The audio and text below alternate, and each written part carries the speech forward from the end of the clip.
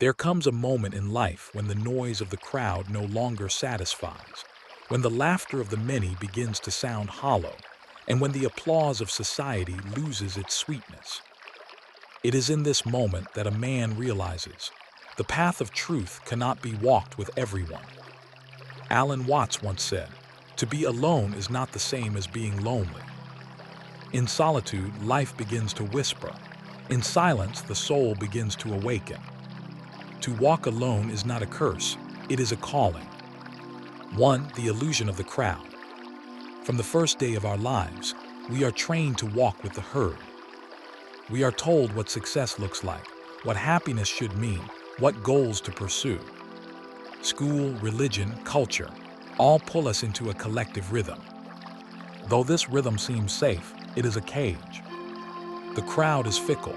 One day they cheer, the next day they mock. They do not know themselves, so how can they possibly know you? If you anchor your destiny to the shifting opinions of the masses, you will forever be restless, forever chasing their approval, forever blind to your own essence.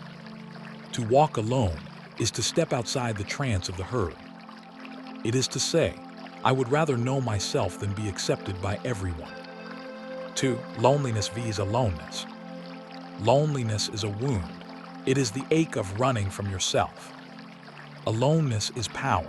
It is the courage to sit with yourself until you are no longer afraid. The lonely man fills his silence with distractions, endless scrolling, endless noise, endless seeking. But the man at peace in solitude transforms that same silence into wisdom. Alan Watts reminds us that loneliness is the fear of facing the truth of who you are, while aloneness is the celebration of being whole within yourself. To be alone does not mean to be empty. It means to be full enough to not need constant company. 3. The power hidden in solitude. Every great soul has walked the path of solitude. Marcus Aurelius, the Roman emperor, wrote his meditations in the quiet of his tent, far from the roar of the Senate. Nietzsche, one of the fiercest minds in philosophy, found his clarity walking alone in the mountains. Buddha sat in silence under the Bodhi tree until enlightenment dawned. Alan Watts himself often withdrew into reflection, letting silence reveal truths that words could not capture. Solitude is not isolation, it is the womb of creation. It is where ideas are born, where clarity sharpens, where the false falls away. A man who fears solitude will never discover his true depth. 4. Meeting the shadow. When you finally walk alone, something terrifying happens. There are no distractions left. Meet yourself, your insecurities, your doubts, your buried pain. Carl Jung called this the shadow. It is the part of us we hide, the wounds we deny, the fears we bury. And yet, it is only by confronting this shadow that we become whole. In solitude, the masks fall. You are no longer the son, the worker, the friend, the leader. You are simply you. In that raw encounter, you either run back to the crowd in fear, or you stay and allow the fire of solitude to transform you. 5. Freedom in walking alone. There is a paradox. When you no longer fear being alone, you are never truly alone. When you stop chasing approval, you gain respect. When you stop needing love desperately, you attract love naturally. Solitude teaches you that freedom does not come from possessions, approval, or constant company.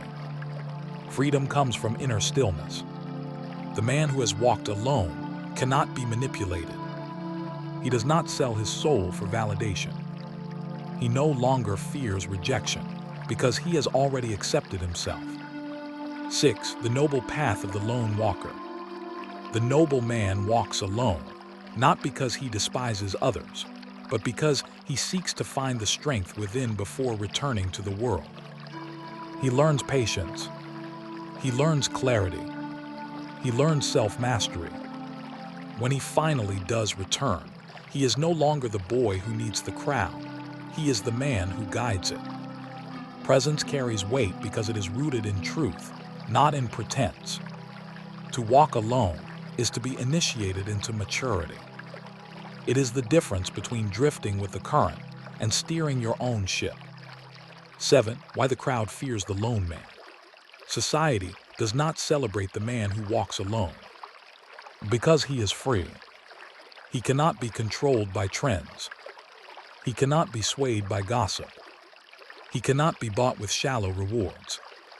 In a world built on conformity, freedom is dangerous. But every man who has ever changed the world, philosophers, prophets, warriors, creators, first learned to walk alone. Their solitude gave them vision. Their vision changed history. 8. The sacred return. Walking alone is not permanent exile, it is preparation. After solitude comes the return. Return to people, but differently. You no longer cling to them, you share with them. You no longer chase them, you attract them. You no longer fear them, you love them more deeply, because you no longer need them to complete you. In walking alone, you do not lose the world, you gain yourself. And once you have yourself, you are ready to truly meet the world. So why must one walk alone? Because the crowd cannot give you truth. Because silence is the only teacher who does not lie.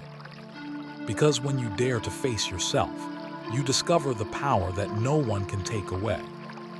Alan Watts once whispered that to be alone is to be at home in the universe. When you can sit in silence and feel whole, you have already found what men spend their lives chasing. So walk alone. Walk into the silence. Walk into your own shadow. Emerge not as someone lost, but as someone finally found.